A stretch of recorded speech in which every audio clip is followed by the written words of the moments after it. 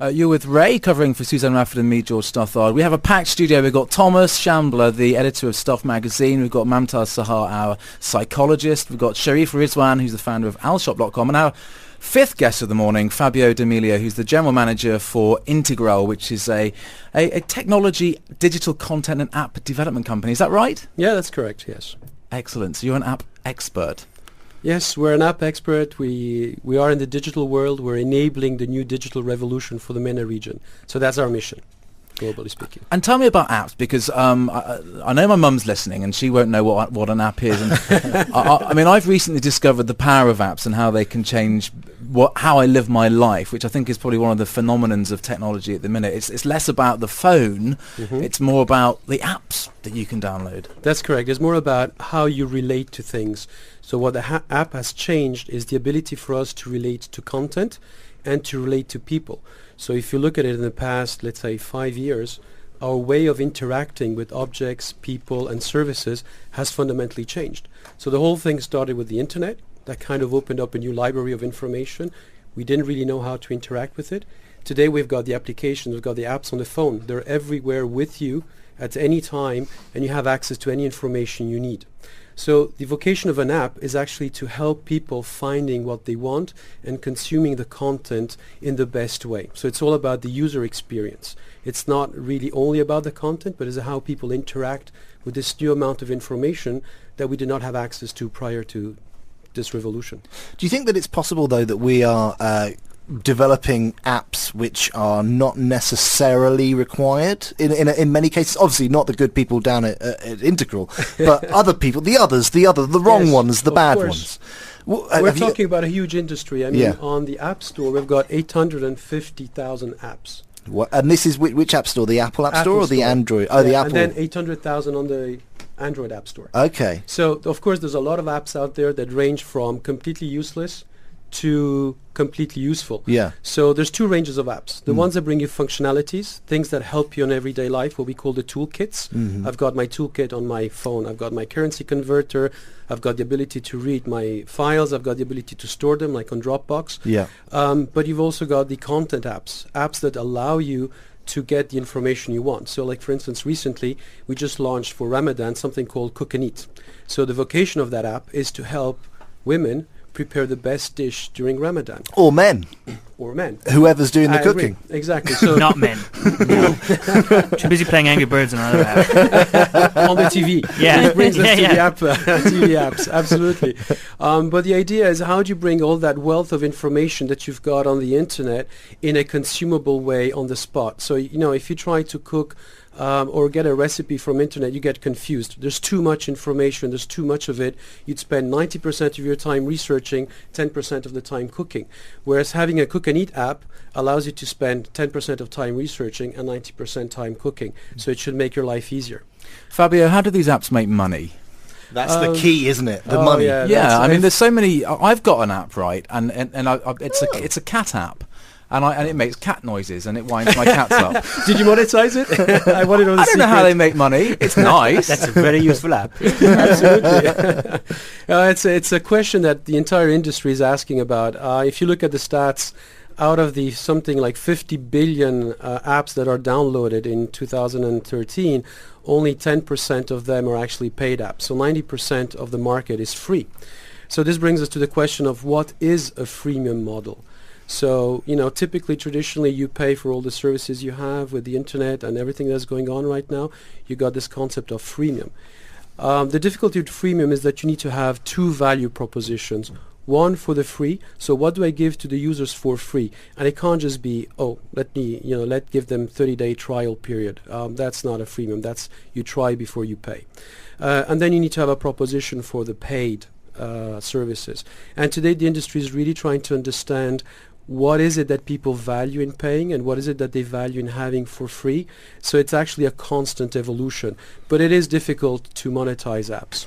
Tom, going back to Angry Birds, which we've talked about a lot and given them quite a lot of free advertising as well throughout the morning, that's a free app in many cases, isn't it? Some cases, yes. Sorry, I actually got that wrong when I said it was 700 million downloads, okay. 1.7 billion downloads, wow. sorry. Yeah. Wow. Which means more than 1 in 5 people on the earth have played it. statistically. Unless you're like me and you have it deleted and then you download it again and delete it and download it again 5 or 6 times. But in terms of the monetization of that app, and you can all chip in here, it's a lot of them are free, but then if you get stuck on a level, you can then go through and pay for certain elements. You can do that. They also have, you'll download the free version, which will give you like 2 levels, and then you can buy extra levels. They release things like Angry Birds, Star Wars, tied up brands. They've also got huge merchandising. They've also got films. And they're a story that I don't think many people could compare themselves to. But it's similar to Lego. 5 years ago, Lego was almost bust. People didn't want to play with Legos anymore. And I loved Lego, absolutely loved it, but no more. And so what did Lego do? They partnered up with people like Star Wars. All of a sudden, kids weren't buying like Lego Millennium Falcons. You're geeks, man children. The man child, anyone. And then you look at where Lego went next, and they went into gaming. And they're doing incredibly successful with gaming. And now they're going to build a massive online RPG. So lots of different people, a bit like World of Warcraft gaming. And now they've got a film. A film, a Lego film, animated film. And they got a theme park. Yeah, in England. Well, yeah, so it's kind of two sides of the same coin. It's these big brands. In the case of Angry Birds, started as an app, and then you have Lego, which obviously didn't, started up as building blocks. And one has gone head first into digital to make its money, and the app has gone kind of into the merchandising, into films, and that's where it wants its kind of business to be going. Absolutely, and I think the second element in monetization, it's about what the advertisement industry is doing. So one of the fundamental changes in the economics is how you're advertising to people, how you're targeting to people. So 10, 15 years ago, you would target to a segment or a group, people that were averaged out. Today, we're targeting almost to that user, what is specific to him, what he likes, what he dislikes, what he does, when he does it. So the big revolution monetization is the advertisement. Mamta, is there a psychology in that targeting of particular consumers? Yeah, absolutely. And I think that's where absolutely. Pardon the pun. That's where apps are great, because it's different strokes for different folks. So, people like specific things, and if the app creators are able to really jump into the minds of the consumers and create something that's perfect for them and their lifestyle, I think it's a clear case of embracing that technology and monetizing it. I just wonder whether if you look at Instagram, for example, how much did that sell for? Billion. Yeah, and I look back, and I've got an example here of search engine. Remember, there were about 1,000 search engines in the late 90s, and one was called Excite, which was bought by a broadband provider named At Home for $6.5 billion. 18 months later, they filed for bankruptcy. And I just wonder whether, Instagram is a free app. It's been bought for, you say, $1 billion.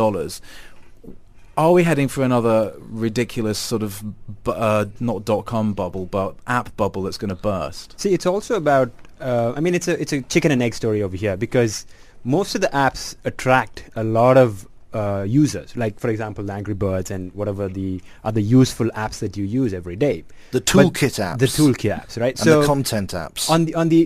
Once when you have great amount of audience for your app, then you are attracting a lot of advertisements as well. So it's always double-sided, where it's you have to have a good amount of people using the app for advertisers to come in and place their ads inside that app for them to generate revenues or generate. But it's dangerous to go down that road. I know YouTube stewed over this for a long time as to whether or not they should start introducing adverts, and I know they do now. They have a very slim advert along the bottom. Which seems, and those really annoying ones that pop up, and you have to watch them for 5 seconds before you can skip. Yeah, but like that Samsung one that's happening right now with that baby. That's not on. But isn't it a happy medium? That's not cool. For me, it's not. Because when you look at it this way, we do lots of videos on stuff. They're not very good, but we do them. And for YouTube, we always think a minute. Any more than a minute, and people just get bored. So we try and do it a minute. Drop off. So then you have a 5 to 15 second advert before a minute of my content. Like, no one's going to watch it. So I'll get a few cents from YouTube maybe, but I'd rather just get nothing from YouTube. It helps my brand. I can make money elsewhere because we're a magazine. Actually, as a constant user of YouTube to provide baby Einstein to my daughter, I just put the DVD in my laptop. because I need to feed her, and I haven't got time to wait for this skip ad bit to come up. And so I'm becoming, as a user of YouTube, a little bit frustrated with it, and it's just less quick than it used to be. So the question is, would you pay to not have any of those adverts?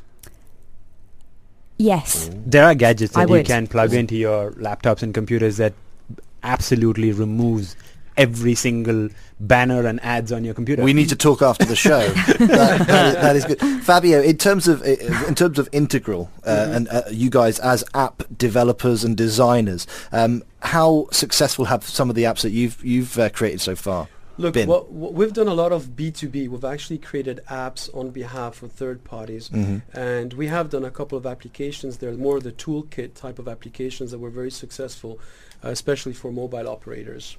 And today we're moving more into the B2C market, so the Cook and Eat app is something that we've put out there.